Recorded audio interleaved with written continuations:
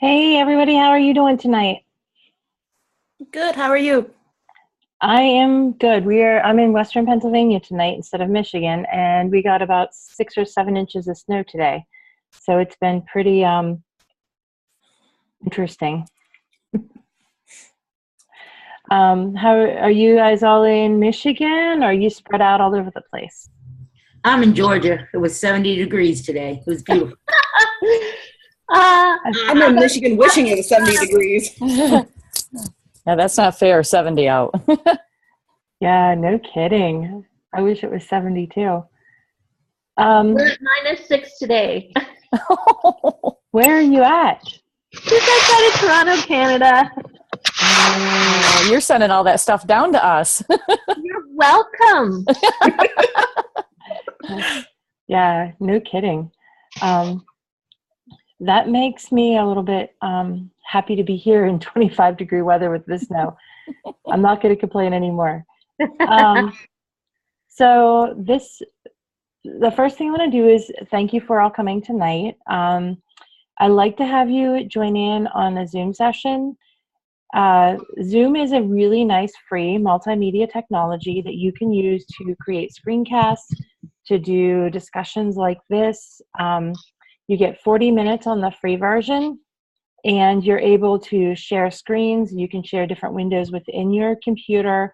You can record this, and it drops out the recording really nicely into an M4V file that you're able to drop into YouTube really easily. Blackboard Collaborate, which first of all is probably going away, moving to WebEx, doesn't allow you to do that as nicely. And so I find that this is one way that teachers that don't have access to Blackboard Collaborate or WebEx or anything like that can do some of these kind of things that you can also do. I realize you can also do them via Google Hangout or Skype, but this allows you one other platform. I've found that it's very stable. We've had up to about 22 people in on a session before, and if you pay for it, it'll run for hours. So that's one of the reasons that I really like this Zoom platform and that I like kind of introducing it to you. I will share a screen with you really quickly, just so you can see how that works. At the bottom, if you're using the computer version, there should be a little menu tab across the bottom that says share screen. And you're able then to pull up either you can see my Firefox screen with all of your blogs that I'm finishing grading right now, whenever we're finished now. There, and I can do any clicking or go to anything that's on here. I can scroll and you're able to see that. So that's one way that if you're helping someone out with technology or demonstrating, you can really walk them through that pretty easily. I'll stop the share. You can also pull up a whiteboard with this that I think is, or other documents. And I think that's pretty interesting because we can, draw on here or whatever. Using the trackpad, I'm not very good with it, but if you're using like one of the bamboo pads with a pen or an iPad or something like that, it works pretty well. So once again, that's another tool that goes with this that makes it a really nice multimedia platform that you're able to kind of incorporate without having to have a paid platform like Blackboard or WebEx or anything like that. It does only last 40 minutes, then it kicks you off. So if we do find ourselves running really long tonight, what we can do is I will open another Zoom link and we will all have to exit this one and go to the next, because at 40 minutes it does shut you off. So we'll just have to be very careful about that. I will drop this out and put it into YouTube and then post it on the announcements page under the Zoom link that's on here whenever we're finished with this tonight. So first of all then, are any of you having any issues with the information for the week? This week you are doing video, so you're finding a video. I suggest YouTube, TED Ed, Vimeo, all of those have some pretty nice videos. You can also find something on any other website that you happen to know of that's an instructional video to evaluate. It can fit into any context. It does not have to be what you're in your classroom with. Then you are creating two things, and you're creating then, and those will be linked to your blog. If you have any questions about the technology, you can use whatever is comfortable for you, or anything you know, or you can stretch and try different things. Powtoons is really great. It allows you to animate cartoons. Make sure you're using the free pieces, because if you do it all on a paid one, it's a pain in the rear end then, because it doesn't transfer over to the free templates very easily. They have a business little banner on the top. You can use any screen sharing, screencaster or anything like that. You can use Zoom as well. Any of those to create your little video that you're going to be turning in this week. So far the blogs are looking great. I'm really impressed with all the ones that I've been looking through. I will have those finished up tonight. I've been working on them today. Have them all listed on a paper over here. Then I'm putting the grades in. So I'm impressed by the depth of your reflections and by the work that you're actually putting in and doing. The videos have to be between 2 and 4 minutes. I leave it pretty flexible. If you're longer than that, if it's a little bit longer, I'll watch it, but I'm not watching something that's 18 minutes long, just so you know. I'll watch the first couple, watch the first 4 or 4.5 minutes, and then I'll be done, because I have a class of 25, which I don't this time, but in all of your videos, the first time I did, I didn't put a link, and I had some that were 30 to 40 minutes long, and that was a little too long. Most people have an attention span as an adult between 7 and 9 minutes. So anything over 7 to 9 minutes, you're probably not going to catch them after that point with any kind of interest in the learning or any attention span whatsoever. And it does decrease directly in proportion to students' age. So younger the student is, the shorter it should be. It can be something simple like, how do you log into a website that you use at work? It can be anything from, here's an important concept, this is an overview of a project, this is an example of a project I want you to do. Any of those work for a topic. If you have questions, just email me and I will get right back to you on it. So does anyone have any questions? No questions yet. Good. All right, then this week we're looking at video, and we'll look at video again in New Week on Assessment. We'll be playing with like Edpuzzle and Play Pose It then, which is kind of quizzing embedded in video. But for this week, we're just looking at video itself. And one of the reasons that I think video is really important in the classroom is it allows students to have voice. Something that I've been working with this semester is called Flipgrid. If any of you have ever heard of that, Flipgrid, and I'm putting it into the chat, Flipgrid.com allows a teacher to have one free grid. You can run as many questions off of it as you want. So theoretically, you could put all of your students into different sections with different grids for it. And it allows you, for the free version, 1.5 minutes to talk. And then the students can respond, and they can do that with video. So I think that is, I'm sorry, Sonia, I sent that to you privately and not everybody. I think that's a really interesting use of video, and although it doesn't quite fit the requirements for the assignment, if you have a way that you would think that you would want to use it, maybe as a prompt and then having a modeled response that a student would make or something like that, I am definitely willing to talk to you about how to use that or any other technology that you happen to have learned about. The ones that I tell you about are not the only ones that you can use. They just happen to be the only ones that I have listed. I want to narrow your choices so you're not going crazy and overwhelmed with 500 things to pick from, but you are definitely welcome to expand beyond the ones that I give you if you're interested in that. So any questions about video in the classroom, using video in the classroom, problems that you've seen or heard with it, any of those kind of things?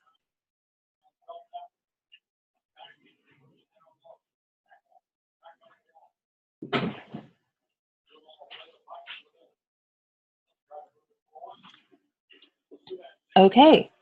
The other topic that we had within the class this week was creativity. And how many of you had seen or heard of Dr. Ken Robinson before you saw the video posted in class this week? Don't all talk at once. I have heard of him. I've watched a couple of his TED Talks. I had seen it too. Yeah, I'm super excited. I am going to McCall for a day to present some stuff from the department from the DET program, and he is supposed to be speaking at one point. So I'm not sure if he Awesome. still is, but yes, I'm very excited about that. that'll be cool. Yeah, I read that somewhere. Maybe I'm wrong. I could be, but I would love to see him speaking. I think that his speech on creativity in the classroom is one of the things that actually pushed me into doing a lot of the things that I do with my research work and that kind of thing. So that's really impressive to me. So how many of you feel like you're creative in your classroom or in your work setting? I know I'm not very creative. I need to work on that. Why would you say that? Just with being in the alternative setting, we don't have as much freedom to design our classroom, so it takes a little bit more effort to figure out how to do things differently than what the model is. That is very true. What are some things that you would like to do within your setting? Well, one thing we do right now is for the very difficult classes, we take a group of about 20 students to teach it. So I know I have a little bit more flexibility in there, so how I can present materials, what I'm looking into. How about anybody else? What about your feelings about creativity in your own classroom? I had to be creative because I was a preschool teacher. Actually, our curriculum was called Creative Curriculum, Learning Through Play. And we had to use every type of art supply that there was, it seems. Everything from Play-Doh to sparkles to glitter to markers, crayons, paint, you name it, we had to do it.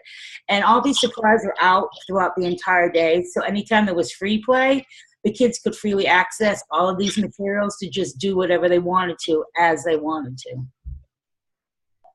That's very cool. I like the play curriculum. We've been actually working with some of our older students at the undergraduate level within the STEM Ed Scholars Program to give them some of their professional learning development for workshops and that they use through Playful Learning Approach, where we try to structure it as play and give them kind of a guiding task, and then they have to just kind of work through it and figure it out and just kind of mess around with stuff until they get to a kind of a way to do things or kind of a best practices through their own mind just from playing with the materials. So I'm really enjoying kind of experimenting with that approach.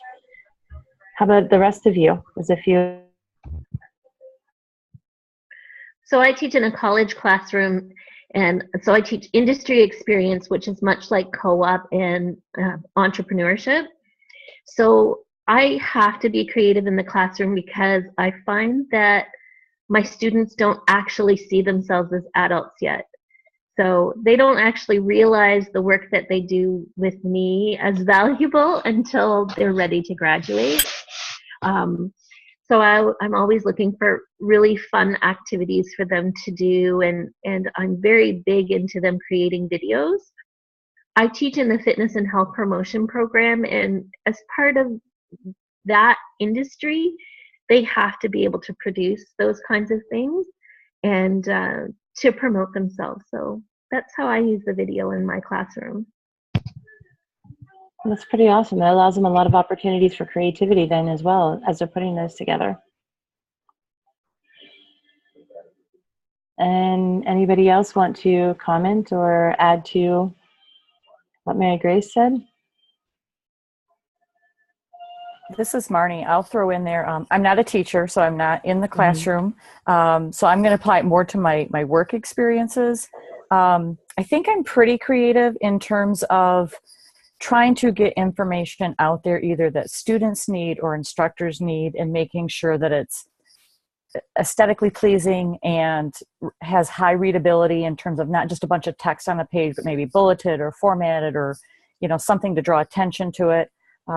Try to ensure that we incorporate some graphics or at least maybe some call out boxes or things to break it up. I think I struggle more with bringing humor in.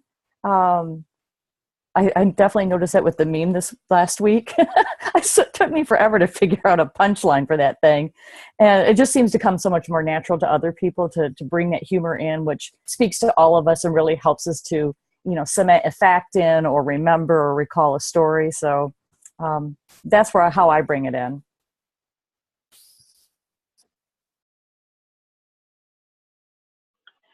I think it's interesting that several of you have overlapping kind of territories, because I know that Dawn also works with promotional materials and things like that, correct?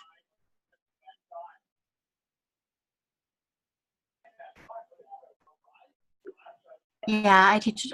I'm we're creative all day long. So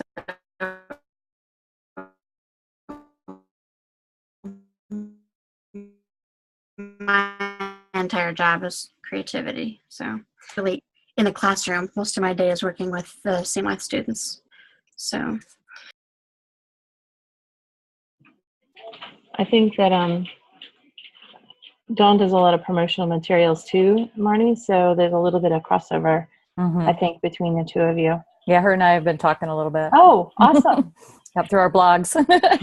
Yeah, one of the things that's really, one of the reasons I push you guys to have your blog out there is that after 2 years, I can extend it to 2 years, but after 2 years, typically the Blackboard shell closes and you lose all the connections to people, and you lose all your materials that not necessarily you've created, because you still have those, but everyone else that you had to network with, you lose that connection to them.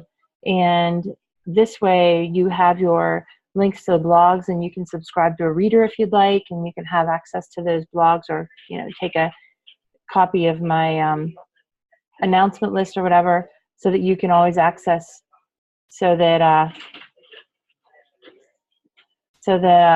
you can at some point be able to go back and say, I didn't do this, but somebody else did this and I remember that. And then being able to have that repository of ideas to pull from, I think is pretty interesting and a valuable resource for you.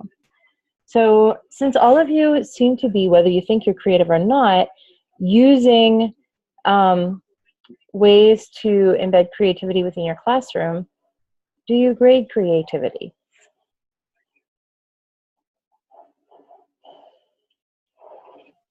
Any of you? Do you grade any creativity, or how do you grade creativity within the classroom? Basically, what I do. Sorry. Go ahead. What I do with my college students is I provide them with a rubric of things that they must have. So I usually start with the high end. If you have all of this sort of things, then this is the mark you get. If you did 5 out of the 10 things, this is the mark that you get. If you have less than 2, this is the mark that you get. If they don't do it, then obviously it's a 0. Right.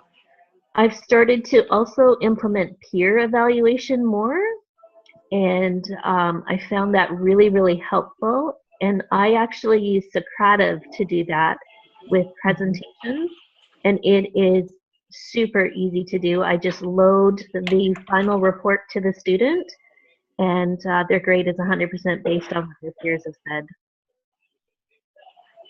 Very cool. How about the rest of you? Do you use rubrics? Have you used the Socrative tool to do any of that?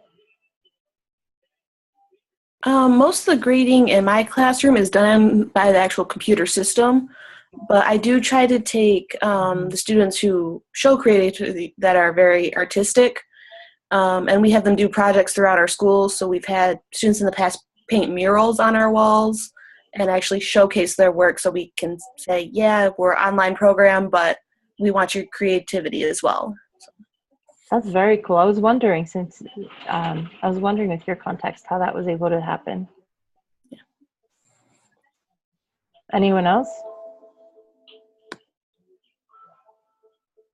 Well, on a preschool level, we really don't grade anything. And if I give my children the assignment, say it's Halloween, make a pumpkin.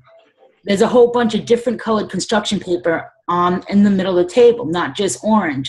So if they want to choose a purple piece of paper and draw what their version of a pumpkin is, which is hardly recognizable at this point anyway, so be it. There is no set. You need enough to take a white piece of paper and draw an orange pumpkin, and this is going to stay. I'm going to draw the lines, and you're going to stay between. No, freehand all the way. Pick what background color you want. Pick whatever color pumpkin you want, and that's where a lot of the creativity comes in.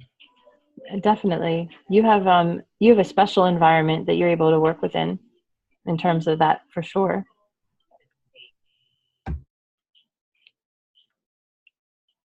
Anyone else?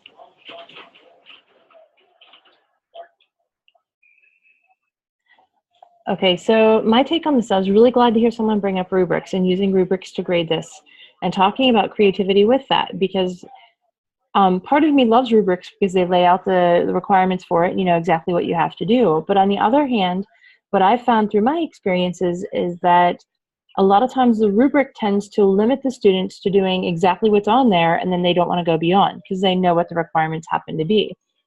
And so one way that we've managed to do that is to set the grading scale so that 95%, approximately, is what you can get for doing all the requirements. And then that extra little piece to get that 100% on the rubric comes from being creative, using an innovative idea that's not been typically used before, going above and beyond, and those kind of things. And that allows the students some more incentive sometimes to go a little beyond what the requirements are, and to be able to kind of give them that incentive then to be able to kind of maximize their contributions and get them to pull these really cool, unique ideas that they may not be willing to do otherwise. Any thoughts on that?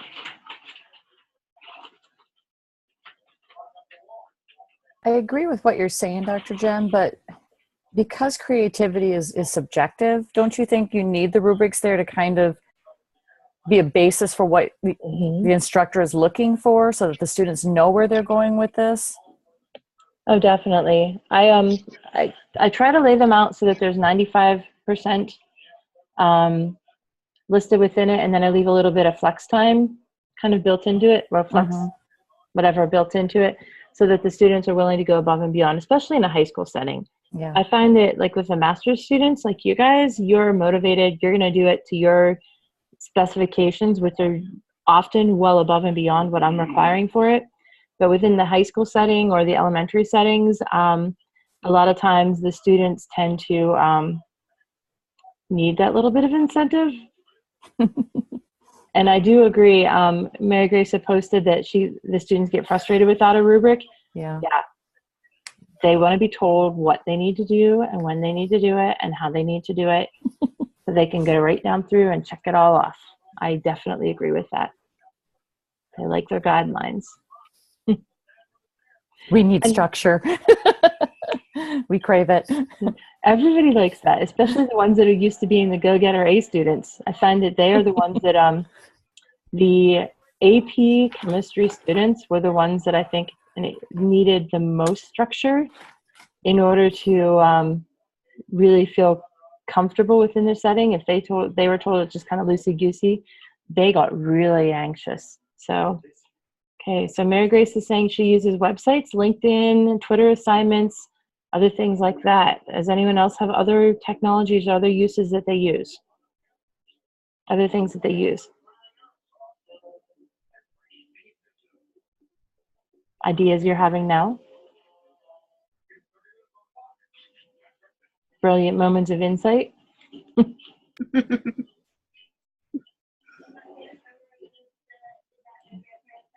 Okay. So with that, I do think that having the creativity built into your class and trying to figure out ways that students can turn in assignments in different ways, it fits a lot of times into what they're calling personalized learning or differentiating instruction. And so by allowing the creativity within it, sometimes you can allow the students to have that. As Sonia was saying, different colors of papers, or Mary Grace was saying having these different assignments and creating different manners of doing it. Sometimes by allowing them choices to display their understanding is one way that you can build some creativity into your classroom and still have a very structured product or a very structured rubric for them. And it allows the students to kind of showcase what they can do very well. And I've seen some project frameworks where students were given almost like a bingo grid. If I can find that, I'll post it in the class. Where different assignments had to be from different columns. And so, you have a homework assignment. One of them can be a handwritten, one of them could be a typed one of them could be a video response, just different ways that they had to do this to accumulate, a bingo or whatever across the course of a semester. And that was one way to have them differentiate the work and use different products, as well as demonstrating their understanding. And so that's another idea that you could kind of think about and take back to where you're working. And I realize within a work environment versus within a classroom environment, sometimes there's a lot of differences in what you can do, unless you happen to be responsible for all of the training or something like that. But, you know, just kind of keeping these ideas in mind is a great thing. Go ahead, Dawn. I urge my students to find their passion, because if they can find their passion, they can do, I mean, the creativity will flow if they find their passion. And if they find their passion and they perceive that it doesn't match up or align up with the rubric, I need them to know that I can imagine 10 scenarios right off the top of my head that won't align with the rubric that quite possibly will be acceptable. So that I encourage them to just meet with me and let's figure out a solution that they can execute their passion, and I can figure out a way to make it fit to the things that I need them to know that I know that they're needing to learn. I'll build on that, definitely. If you have ideas that I don't have listed and you want to try something off the record or off the books that's not there, please email me. I am definitely willing to let you kind of explore, and you guys give me great ideas as well. So I'll build exactly on what Dawn was saying and say, if you're thinking outside the box and you don't think it quite fits, maybe it will, maybe it won't. And I'll say, try that in 2 weeks when we do this. But otherwise, there's a lot of times that we can make it work as well. So I definitely want to let you have that freedom and that option. So does anyone have anything that they want to add to the conversation about video, about the class in general, or about creativity in the classroom, or the course in general? I think it's great, the idea of that bingo box, because I was reading some of the other reading you had for like children with disabilities and things like that, and that gives them options to participate in other ways that they might, they may not be able to do all of the assignments in one particular way, and this gives them options where they can participate better. Oh, definitely. I worked in a co-taught chemistry classroom, and that is definitely one thing I learned from the teacher that I was working with there, was this multitude of ways to explain your thinking, because some of the special needs students could tell me everything that I needed to know about chemical bonding, but for them to write it on paper was going to take half an hour and frustrate them to answer one question. So she really kind of opened my eyes to different ways to have students respond, and that was really eye-opening for me. So, and you're welcome. I try to. And if you find great things, put them on the Padlet and shoot them to me, because I feel very out of touch sometimes with the classroom, even being out just a year. So, yeah. Okay, we've got about 3 minutes left. If anyone has anything else they'd like to add, that would be fantastic. Otherwise, we can close out and you can head out and have a nice night. If you need me to set up a Zoom link for you to get some extra help on anything, or have questions you want to talk to me about that are not something you want to discuss in front of anyone, you can stick around and I will get you a Zoom link and we'll set up a time to talk either on Zoom or else on the phone or something like that. Otherwise, this has been a really great session, and I'm happy that all of you tuned in tonight, and this is really nice. Have a great night. Thank you. Good night. Thanks. Good night, everybody. Good night, everybody. Thank you. Good night. Night. Bye.